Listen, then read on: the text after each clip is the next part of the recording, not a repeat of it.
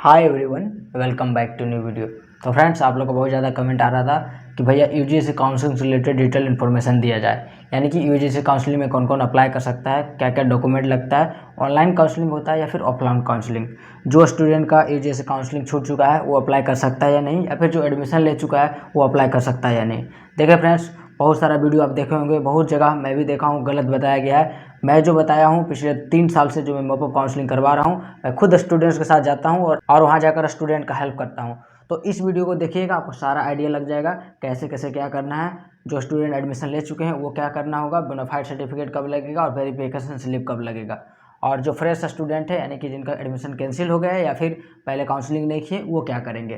तो देखिए फ्रेंड्स, सबसे पहले आप जानिए कि मॉपअप काउंसलिंग होता कब है और क्यों होता है। तो देखिए, इसका मकसद है मॉपअप काउंसलिंग का कि जो यूजीसी काउंसलिंग हो जाने के बाद 2 राउंड होने के बाद जितना सीट बचता है, यानी कि मान लीजिए किसी कॉलेज में 2, किसी कॉलेज में 4, किसी में 10, तो सारा कॉलेज मिला करके जितना सीट बचता है, वैकेंट सीट का मतलब होता है खाली, यानी कि जिस पे एडमिशन नहीं हुआ है, तो जो भी सीट बचता है उसके ऊपर मॉपअप काउंसलिंग यानी कि स्पॉट राउंड काउंसलिंग होता है। ये ऑफलाइन काउंसलिंग होता है। तो मैं बताऊंगा ऑफलाइन कब होगा, कहाँ होगा, कैसे होगा। पहले आप समझिए, मॉपअप काउंसलिंग का मतलब होता है जो भी सीट बचा हुआ है उसके ऊपर काउंसलिंग होगा, जिसका नाम है मॉपअप काउंसलिंग।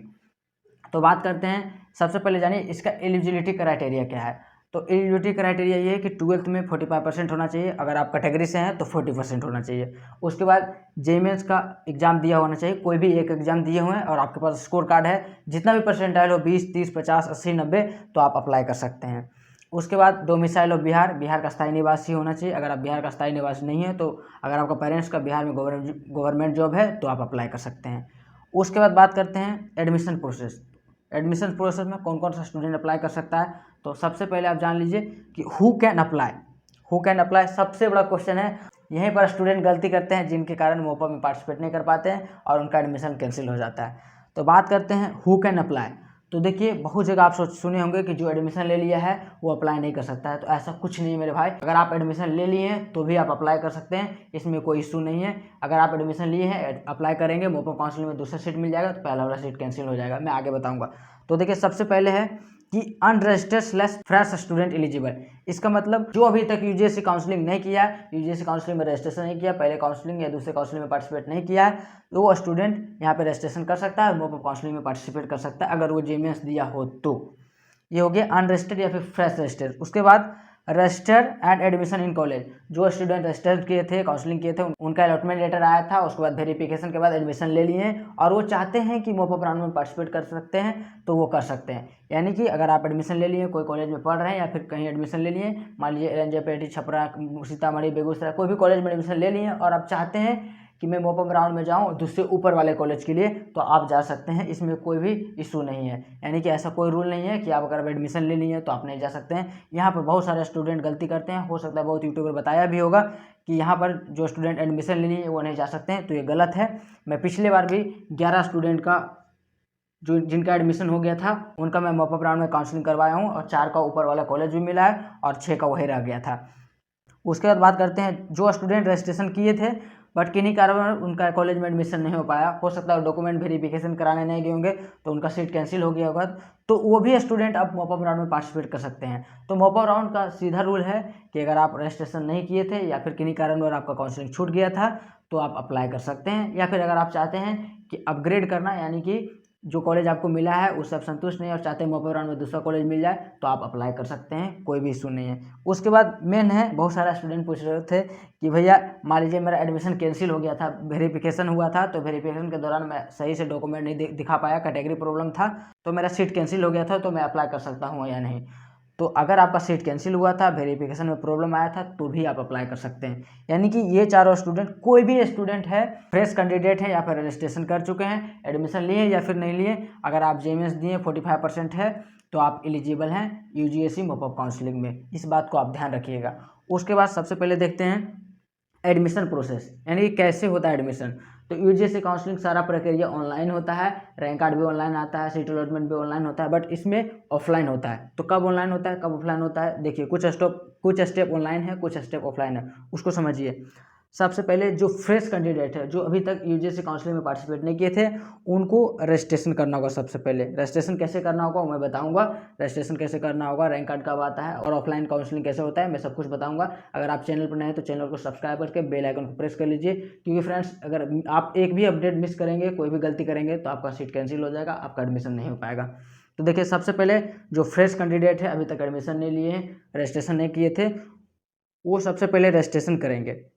उसके साथ साथ जो स्टूडेंट रजिस्ट्रेशन कर चुके थे, एडमिशन लिए हैं या फिर एडमिशन कैंसिल हो गया, एडमिशन नहीं लेना चाहते थे, बट अगर आप रजिस्ट्रेशन कर चुके हैं तो आपको रजिस्ट्रेशन करने की ज़रूरत नहीं है। अगर आपको एक बार यूजीसी आईडी मिल चुका है तो फिर आपको रजिस्ट्रेशन करने की कोई ज़रूरत नहीं है। बस वहाँ जाकर के विलिंगनेस फॉर्म ऑफ काउंसलिंग में यस करना है।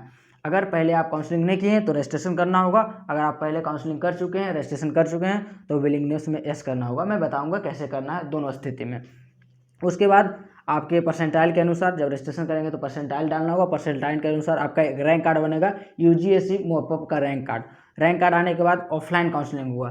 तो देखिए, यूजीसी का जो जनरल काउंसलिंग होता था उसमें ऑनलाइन काउंसलिंग होता था, बट इसमें ऑफलाइन काउंसलिंग होता था। रैंक कार्ड ऑनलाइन आएगा, उसके बाद काउंसलिंग ऑफलाइन होगा। तो ऑफलाइन काउंसलिंग में क्या होगा, सबसे पहले जब आपका रैंक कार्ड आएगा, रैंक कार्ड आने के बाद अगले दिन एक डेट आएगा कि आपका जो रोल नंबर है, यानी कि जो यूजीसी आईडी है, उसके अनुसार इस दिन आईएएस भवन पटना में जाकर के रिपोर्ट करना है। तो आईएएस भवन पटना में ऑफलाइन काउंसलिंग हुआ। ये पटना एयरपोर्ट के पास है। जब वहाँ पहुँचेंगे तो आपको पता चल जाएगा आईएएस भवन पटना, या बीसीसी का जितना भी काउंसलिंग होता है यहीं होता है। तो वहाँ जाना है। वहाँ जाने के बाद जिस दिन आपको बुलाया जाएगा उसी दिन जाना है। अब बात है कि कैसे पता चलेगा किस दिन बुलाया जाएगा। तो जब रैंक कार्ड आएगा, रैंक कार्ड आ जाने के बाद एक पीडीएफ आएगा, पीडीएफ में आपका यूजीसी आईडी और डेट ऑफ रिपोर्टिंग सब कुछ लिखा रहेगा। उसके बाद आपको डॉक्यूमेंट लेकर के जाना है। सारा डॉक्यूमेंट ले जाने के बाद सीट अलॉटमेंट होगा। तो मान लीजिए सीट अलॉटमेंट में क्या होगा, बहुत सारे कॉलेज में सीट खाली रहेगा, तो हो सकता है आपके रैंक के अनुसार जो कॉलेज मिल रहा होगा उससे आप संतुष्ट भी हो या फिर संतुष्ट ना हो। तो अगर आप सेटिस्फाई हैं, जो कॉलेज आपको मिल रहा है उससे खुश हैं, तो आप सीट एक्सेप्ट कर सकते हैं। अगर आप चाह रहे हैं कि उससे खुश नहीं है, जो पहले कॉलेज है उसको रहने दें, तो आप सीट एक्सेप्ट नहीं कीजिएगा। यानी कि मान लीजिए आप फ्रेश स्टूडेंट है, अगर आपको कोई भी अभी तक कॉलेज नहीं मिला तो जो भी कॉलेज मिला उसको आप एक्सेप्ट कर लीजिएगा। बट पहले आपको कोई कॉलेज मिल चुका है, कहीं आप एडमिशन ले चुके हैं और आप देख रहे हैं कि जो कॉलेज मिल रहा है वो कॉलेज मेरे लिए अच्छा है, यानी कि पिछले कॉलेज से अच्छा है, तो उसको आप एक्सेप्ट भी कर सकते हैं। और अगर आप चाह रहे हैं कि जो कॉलेज अभी मिला वो सही नहीं है, पिछले में ही रहना सही है, तो फिर आप एक्सेप्ट नहीं कीजिए। वहाँ कुछ भी नहीं, सीधा पूछा जाएगा क्या आप एडमिशन लेना चाहते हैं, तो आपको एक लाइन में बोलना है कि एडमिशन नहीं लेना है, बाकी आपको कुछ भी नहीं करना है। बट अगर आप फ्रेश स्टूडेंट हैं, आप चाहते हैं कि एडमिशन लेना है, तो सीट एक्सेप्ट कीजिएगा। सीट एक्सेप्ट करने के बाद आपको सारा डॉक्यूमेंट दिखाना होगा, ओरिजिनल डॉक्यूमेंट दिखाना होगा। उसके बाद डॉक्यूमेंट वेरिफिकेशन कराने के बाद जो भी कॉलेज मिलेगा, यानी कि वेरिफिकेशन हो जाएगा, तो उसके बाद एक स्लिप दी जाएगा कि ये कॉलेज में आपका एडमिशन हुआ। उस स्लिप को ले जा करके साथ ही साथ सारा डॉक्यूमेंट जो वेरीफाई हुआ ओरिजिनल डॉक्यूमेंट के साथ जाना है। तो जो कॉलेज मिला होगा, यानी कि जो कॉलेज में अलॉट हुआ होगा मॉपअप काउंसलिंग में, वो कॉलेज में जा करके आपको रिपोर्ट करना है और फाइनल एडमिशन लेना है, एडमिशन स्लिप लेना है। यानी कि एक चीज़ समझ गए, अगर आपका ऑफलाइन काउंसलिंग होगा, जो भी कॉलेज मिलेगा उससे संतुष्ट है तो आप एक्सेप्ट कर लीजिएगा, नहीं है तो बस आपको नो बोलना है। और अगर आप फ्रेश कैंडिडेट हैं तो सीट अलॉटमेंट को एक्सेप्ट करने के बाद वेरिफिकेशन होगा। वेरिफिकेशन होने के बाद वेरिफिकेशन आईएएस भवन पटना में होगा, वहाँ पे एक स्लिप मिलेगा। स्लिप मिलने के बाद आपको विजिट करना है, जो कॉलेज मिला है वहाँ पर जा करके एडमिशन स्लिप ले लेना है। अब बात करते हैं कौन कौन सा डॉक्यूमेंट लगेगा। तो फ्रेंड्स सबसे पहले बात करते हैं कि जो स्टूडेंट एडमिशन ले चुके हैं उनको कौन कौन सा डॉक्यूमेंट लगेगा। तो फ्रेंड्स बहुत सारे स्टूडेंट होंगे जिनके कॉलेज में डॉक्यूमेंट रख लिया गया होगा, और बहुत सारे स्टूडेंट होंगे जिनके कॉलेज में डॉक्यूमेंट नहीं रखा गया होगा। तो जिनके कॉलेज में डॉक्यूमेंट नहीं रखा गया वो ओरिजिनल डॉक्यूमेंट आप लेते जाएंगे। तो टीसी माइग्रेशन कॉलेज में रख लिया गया होगा। ओरिजिनल डॉक्यूमेंट का मतलब है 10th 12th का मार्कशीट, जातीय आवासीय आय, ये सारा डॉक्यूमेंट आपके पास है। और टीसी माइग्रेशन नहीं भी है तो कोई इशू नहीं है, यानी कि आपका 10th 12th का मार्कशीट ओरिजिनल डॉक्यूमेंट जमा नहीं है तो आपको ओरिजिनल डॉक्यूमेंट लेके जाना है मॉपअप काउंसलिंग के टाइम। उसके बाद बात करते हैं, बहुत सारे कॉलेज में ओरिजिनल डॉक्यूमेंट रख लिया गया होगा। तो अगर आपका कॉलेज में ओरिजिनल डॉक्यूमेंट रख लिया गया है तो आपको एक बोनाफाइड सर्टिफिकेट बनवाना है। तो बोनाफाइड सर्टिफिकेट कहाँ बनता है, तो कॉलेज में बनता है। उसमें ये लिखा रहेगा कि मेरा ओरिजिनल डॉक्यूमेंट, यानी कि ये सारा डॉक्यूमेंट कॉलेज में जमा है, और कॉलेज के रजिस्ट्रार के द्वारा मोहर और स्टाम्प लगाया जाएगा। बोनाफाइड सर्टिफिकेट कैसा दिखता है, कैसे बनवाना है, उसका लिंक मैं डिस्क्रिप्शन में दे दूँगा, आप जा करके देख सकते हैं। उसके बाद बात करते हैं पार्ट ए पार्ट बी आपको डाउनलोड करना है मॉपअप काउंसलिंग का। उसके बाद चेक स्लिप डाउनलोड करना है। कैसे डाउनलोड करना है वो मैं बता दिया हूँ, और आगे मैं टेलीग्राम ग्रुप पे दे दूंगा। तो मेरा एक टेलीग्राम ग्रुप है, वहाँ पर जाकर के आप ज्वाइन कर सकते हैं, उसका भी लिंक डिस्क्रिप्शन में दे दूंगा। टेलीग्राम ग्रुप का नाम है Bihar engineering update. Bihar engineering से रिलेटेड सारा अपडेट उस चैनल पे मिल जाएगा। उसके बाद वेरिफिकेशन स्लिप, तो जो स्टूडेंट एडमिशन ले चुके हैं उनको एक वेरिफिकेशन स्लिप मिला होगा, डॉक्यूमेंट वेरिफिकेशन स्लिप, उसको आप ले लीजिएगा। साथ ही साथ सारा डॉक्यूमेंट का 3 जेरोक्स ले लीजिएगा। यानी कि जो स्टूडेंट एडमिशन ले चुके हैं ओरिजिनल डॉक्यूमेंट जमा है तो वो बोनाफाइड सर्टिफिकेट का जेरोक्स ले लेंगे, और साथ ही साथ जो स्टूडेंट का ओरिजिनल डॉक्यूमेंट जमा नहीं है ओरिजिनल डॉक्यूमेंट के साथ साथ ये सारा डॉक्यूमेंट और 3 जेरोक्स ले लेंगे।